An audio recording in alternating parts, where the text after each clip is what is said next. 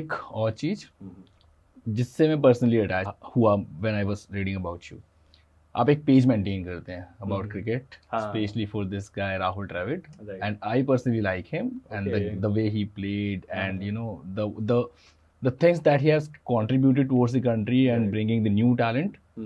तो क्या है वो स्टोरी, एंड आई वांट कि आप उस पेज का लिंक जरूर शेयर करें सो दैट हम अपनी ऑडियंस को भी डिस्क्रिप्शन में वो शेयर कर सकें। बहुत सारे हम 90s वाले बच्चे हैं जो राहुल द्रविड़ को बहुत आइडियलाइज करते हैं, that is true.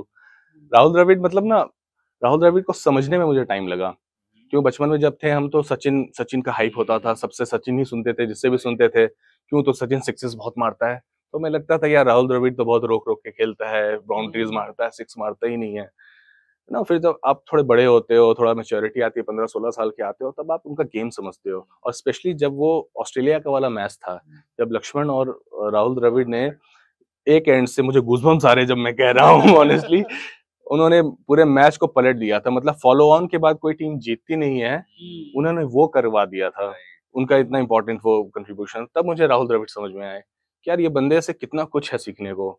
B it जब उनका बस गेम ही नहीं है, वो क्लास ही नहीं है जिससे वो खेलते हैं, उसको मैं इमिटेट भी करता था, खेलता था जब भी, खुद भी ट्राई करता था, बट वो बस क्लास नहीं है, उसके अलावा भी उनसे बहुत चीज सीखने को है।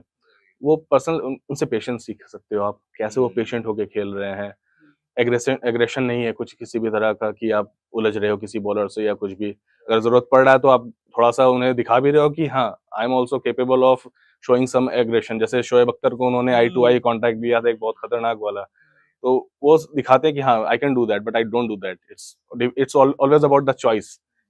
तो वो चीजें हैं। उसके अलावा पर्सनल लाइफ से भी राहुल द्रविड़ के मैंने बहुत चीजें सीखी है। एक चीज वो मेरी मम्मी मुझे हमेशा कहती हैं कि उन्होंने पढ़ा था राहुल द्रविड़ के बारे में, कि उनकी मम्मी ने इंटरव्यू में कहा था कि इसकी एक आदत है कि ये कोई भी सामान को ना बहुत अरेंज करके रखता है। इवन जो गंदे कपड़े हैं वो ऐसे नहीं कि फेंक दिया, वो गंदे हैं तो उसको भी तह करके अच्छे से वो एक जगह रखता है।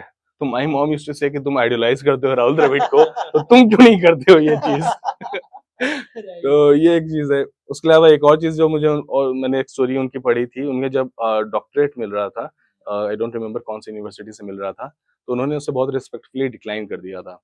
अब डॉक्टर के उपाधि किसी को मिले और वो डिक्लाइन कर दे, दैट इज वेरी रेयर, बहुत रेयर होता है। हाँ, तो उन्होंने ऐसा क्यों किया, तो उन्होंने इसलिए किया क्योंकि उन्होंने कहा कि मैंने अपनी वाइफ को देखा है, अपनी माँ को देखा है कि डॉक्टरेट पाने के लिए उन्होंने कितना स्ट्रगल किया है, कितना मेहनत किया है, पढ़ा है कितना, और आप मुझे दे रहे हैं, बहुत आराम से मिल जा रहा है मुझे, तो मुझे नहीं लगता है कि I am worth getting that. तो इस तरह की ह्यूमिलिटी, वो हम्बलनेस, वो ह्यूमिलिटी किसी इंसान में, तो आप उससे बहुत कुछ सीख सकते हो। तो इसलिए मैंने ये पेज क्रिएट किया था, और अभी 10,000 से ज्यादा फॉलोवर्स हैं।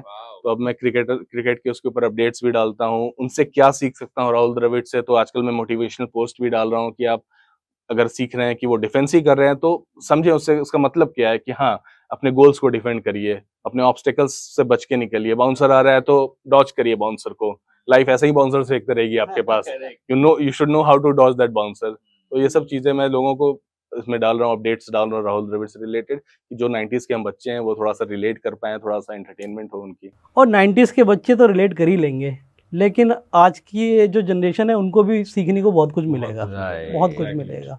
दूसरा ये है कि हम सब अपने हीरो को जिंदा रखना चाहते हैं, ठीक है, and he is one of our heroes. Exactly.